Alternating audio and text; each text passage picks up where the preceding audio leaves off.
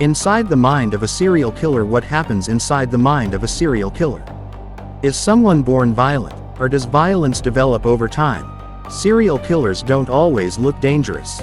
Some live ordinary lives, build relationships, and hide behind convincing personalities. But beneath the surface, investigators often discover patterns of manipulation, control, fantasy, and emotional detachment. Today, we're examining the psychology behind serial murder. The mask. One of the biggest misconceptions about serial killers is that they always appear dangerous. They don't. Some have jobs, families, friends, and seemingly normal lives. This ability to appear ordinary can help them remain undetected. But investigators may eventually discover patterns, manipulation, a need for control, lack of remorse, and treating victims as objects rather than people. However, having these traits doesn't make someone a killer.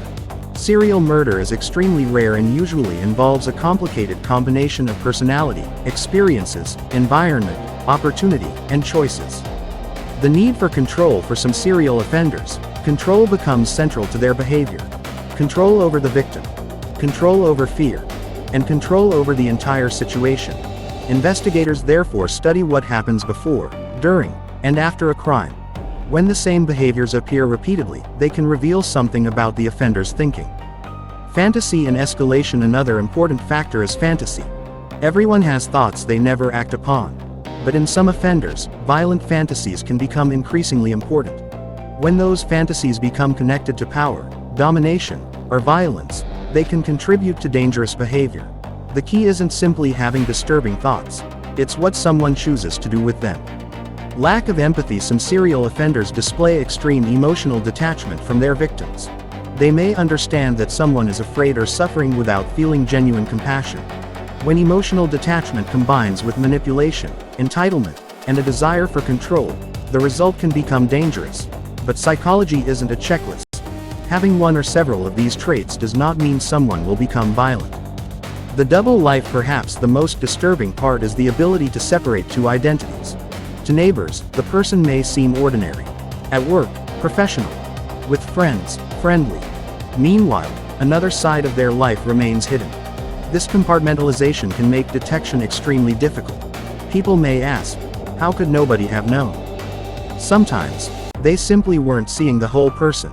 Why do they repeat? Why does one murder become another? There isn't one universal answer. Motives can include power, control, sexual gratification, revenge, financial gain, or combinations of different factors.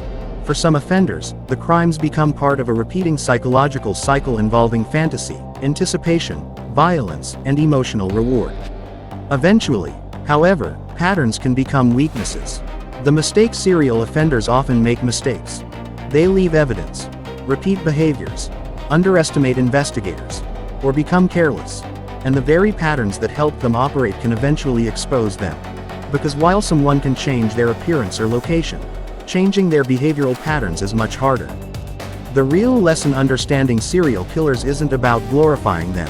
It's about understanding criminal behavior and recognizing patterns that can help investigators solve cases and protect potential victims. And one thing is important to remember: mental illness does not equal violence.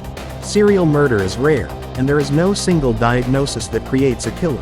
The human mind is far more complicated than that. Every crime leaves clues. Sometimes they're physical, sometimes they're psychological, and sometimes the biggest clue is the pattern the criminal keeps repeating. This is Crimetoric. Subscribe for more true crime, history, and criminal psychology.